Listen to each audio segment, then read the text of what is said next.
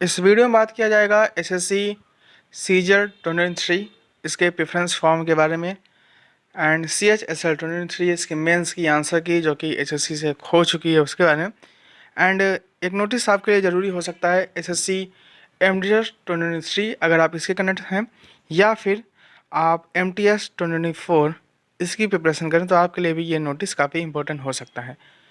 सबसे पहले हम बात करते हैं यहाँ पे मेन चीज़ जो कि है सीजल के बारे में। सीजल का प्रेफरेंस फॉर्म का पहले एक नोटिस है जिसमें जो लास्ट डेट थी प्रेफरेंस भरने की वो थी 27 नवंबर।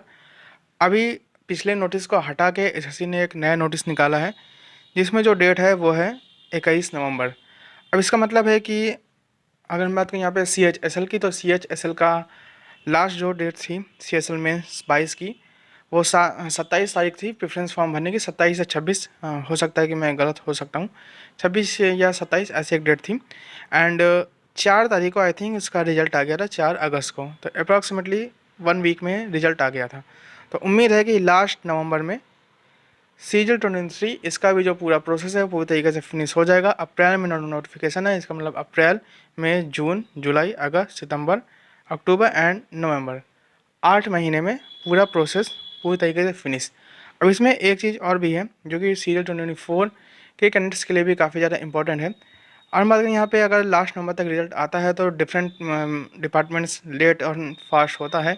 एसओ फास्ट होता है, बाकी कुछ और डिपार्टमेंट स्लो होते हैं, तो ये हर डिपार्टमेंट का अपना चीज़ होता है। कैग सबसे स्लो होता है, ठीक है, तो कैग काफ़ी स्लो रहता है।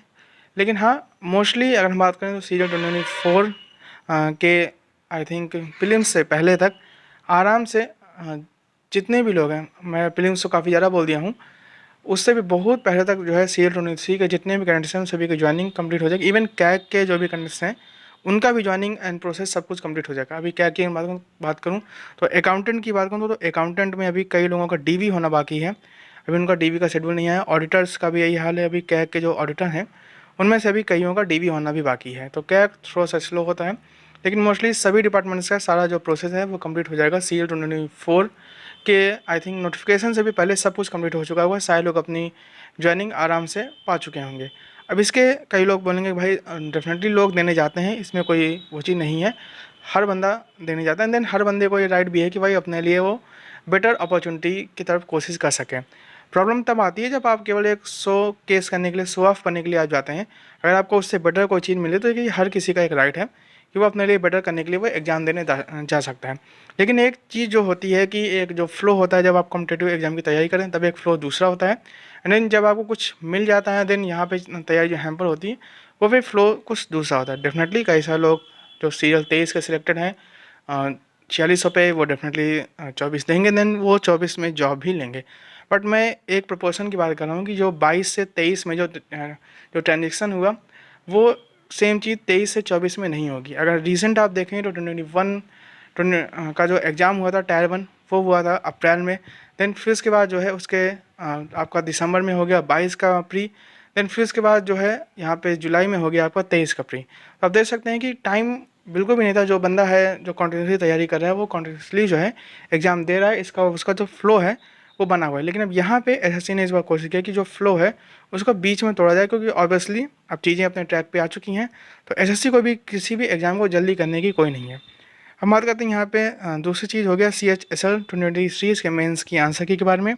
आई थिंक जो मुझे लगता है कि एसएससी ये सोच रहा है कि पहले सीजल का प्रोसेस कंप्लीट करा दें, उसके बाद हम CHSL का शुरू करें।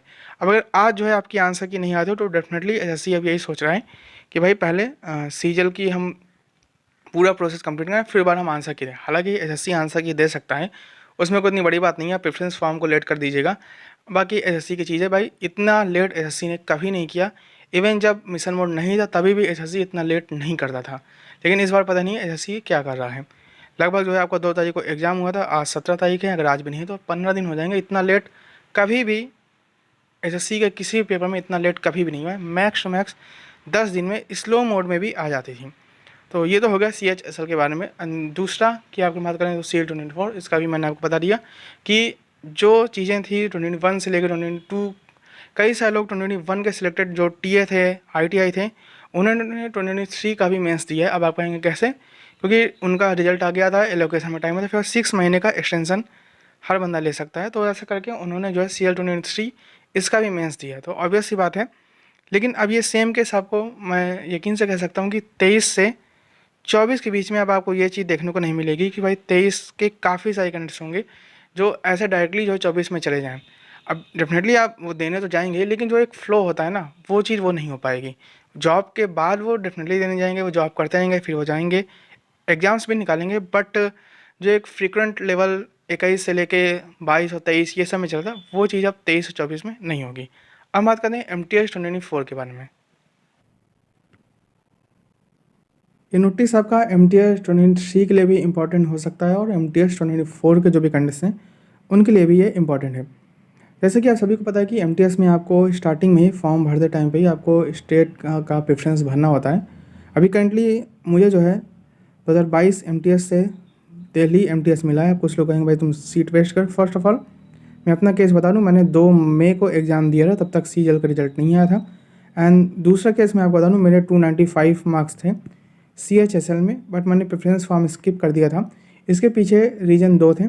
फर्स्ट ऑफ ऑल मुझे लगता था कि भाई मुझे जो चाहिए वो मुझे मिलेगा नहीं, एंड सेकंड ऑफ ऑल मुझे खुद के ऊपर इतना कॉन्फिडेंस था कि मुझे लग रहा था कि भाई डेफिनेटली जो है CGL 23 से एक जॉब मुझे मिल जाएगी। मेरे CGL 23 में 172.26 मार्क्स थे। आप मेरा नाम चेक कर सकते हैं, वागिस नाम है।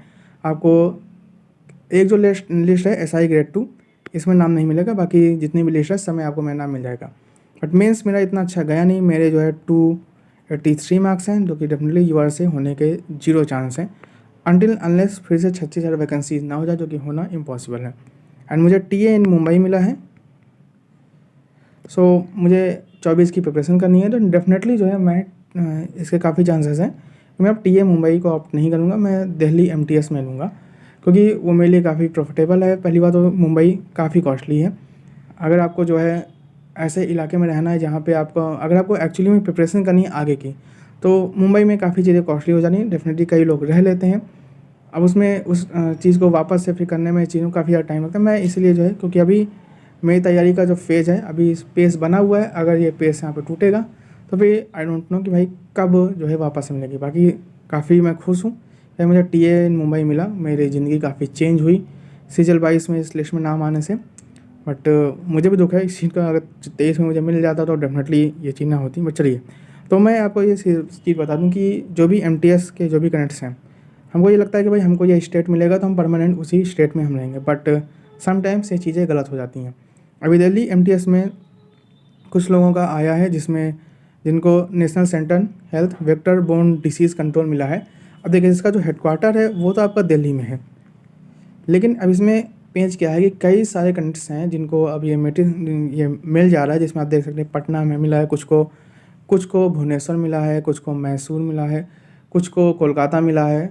मैसूर तो आपका मेट्रोलॉजिकल डिपार्टमेंट में, लेकिन यहाँ पे आपको मिला है पटना हो गया, कोलकाता हो गया, आपको भुवनेश्वर हो गया। इस तरीके से अलग अलग जगह मिला है, जबकि इनका नाम दिल्ली MTS में था।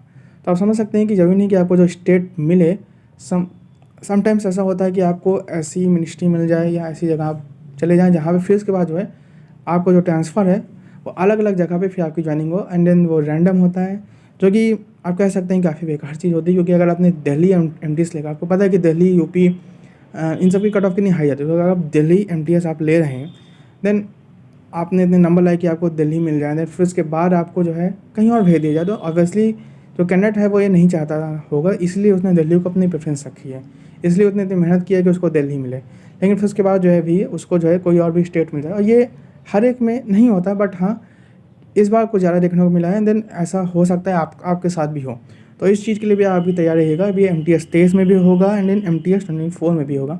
अब ये चीज़ हो सकती थी कि इसमें आपको पता करना चाहिए था भाई, जो भी डिपार्टमेंट है, कि अगर उस स्टेट में वो वैकेंसी है तो उसको उसी स्टेट में रखना चाहिए था, उसको दिल्ली में डालने की कोई ज़रूरत नहीं थी। बट जो भी कुछ है वो भी कुछ है। अगर आप MTS 22 के कैंडिडेट हैं, अगर आपको कुछ पूछना तो आप पूछ सकते हैं। Have a nice day.